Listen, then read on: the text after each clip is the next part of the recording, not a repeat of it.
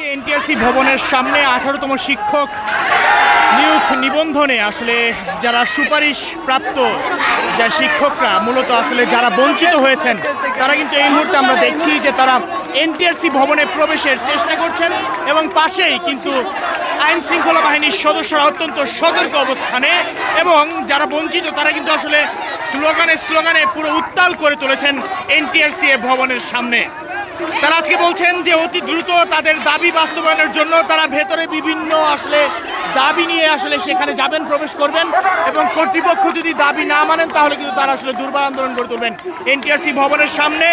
যুক্ত হয়েছেন কিন্তু আসলে অসংখ্য যে নিয়োগ বঞ্চিত আসলে যারা সুপারিশপ্রাপ্ত রয়েছেন এবং আরেক পাশে আমরা দেখছি যে আইন শৃঙ্খলা বাহিনীর সদস্যরা তারা এই ভবনের সামনে কিন্তু আসলে সতর্ক অবস্থানে দাঁড়িয়ে আছেন, অর্থাৎ মুখোমুখি পুলিশ এবং 18তম শিক্ষক নিবন্ধন পরীক্ষায় সুপারিশপ্রাপ্ত যারা রয়েছেন